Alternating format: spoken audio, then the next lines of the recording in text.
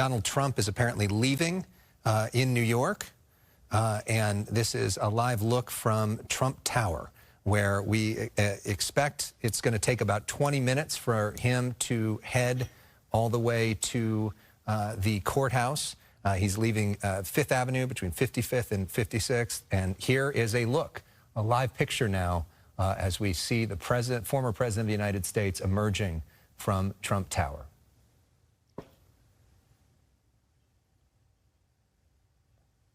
Is that him? No, it's not him. Not him. Okay. So he's in the He's already car in the already. vehicle. He's in the he's in the motorcade. Okay. All right, well, that is quite a scene. All the vehicles in line, that motorcade making its way down Fifth Avenue, as you mentioned, Alex, from 57th Street, right there.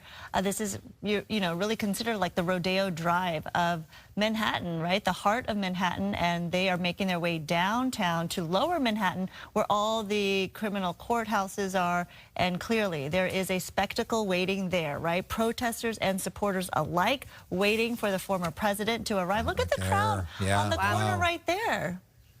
Yeah, I mean, we saw some of this yesterday. You know, it is, to some people, made the comparison to like O.J. Simpson and the white Bronco. I mean, it is quite something to see the chopper coverage of this as his movements go through the streets of New York.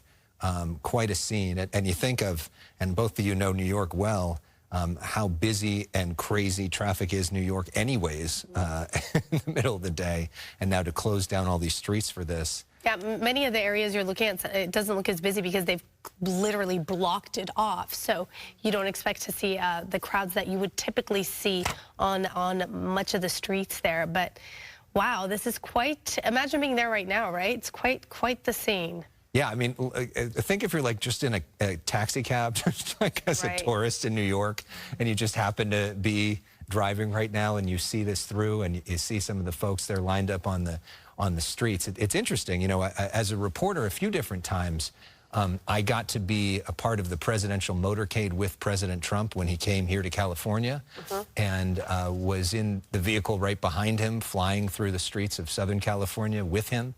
And you have all these folks that have these signs that are protesters or supporters, and they're there all day to get it.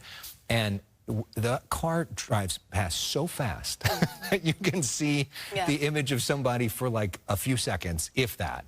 And it is very easy to kind of block out the noise of what's happening outside when you're actually in one of those vehicles. And you can imagine the conversations that's now going on with the former president and some of his team.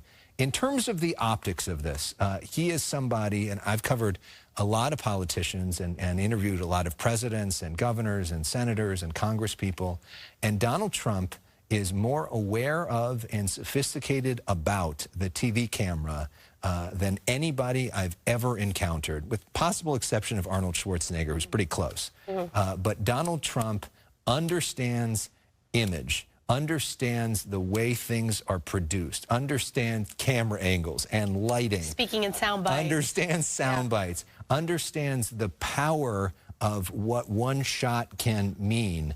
And you got to think that he's also thinking about all the choreography of this, of what this image means. Yesterday, his son, Eric Trump, tweeted out a picture of them watching the coverage of the plane flying on the plane, you know, so they were in some ways kind of enjoying it and reveling at the attention. What network were they watching? Exactly. Well, you wonder. Yeah, every network was showing it yesterday, and you presume most of the networks are showing this right now. So we're ahead of schedule then, technically, are we? Because we're actually behind. I think we are, because I thought 11:15 our time was when he was supposed to. Yeah, but he was supposed to leave his place about an hour ago to get there early and do some of the booking, because that's the time of the arraignment. But he's also got to do the fingerprinting and some of the paperwork and all the rest of it. So you know, you thought that he'd get there a little early. This it kind of makes sense, though, that they're going to try to push this to the last potential second.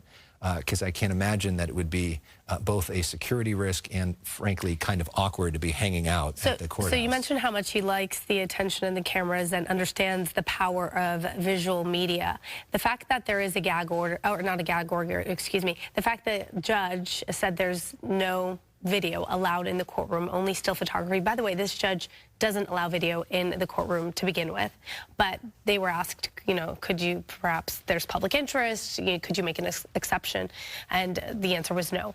Do you think that helps or hurts him, or is he disappointed perhaps? I mean, we're speculating, but no, for someone... His team argued to not have cameras in the courtroom. So that's interesting. Why? Yeah.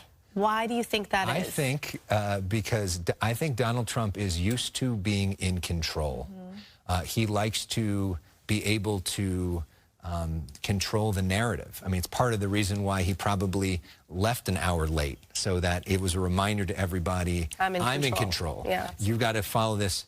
And this will be one of the only scenarios of his entire life where he is not in control. Remember, since his father died decades ago, he's been in charge of the Trump Organization. He's sitting in the boardroom at The Apprentice as the boss. He's the president. He didn't run for any smaller offices. He didn't run for Congress, where he's one of 435. He's the guy, the commander-in-chief. He likes the idea of asserting power. And in a courtroom, the judge is in control. And he's got to do what the judge says. He has to say, yes, sir, and show some deference and respect. And that is not something he's used to.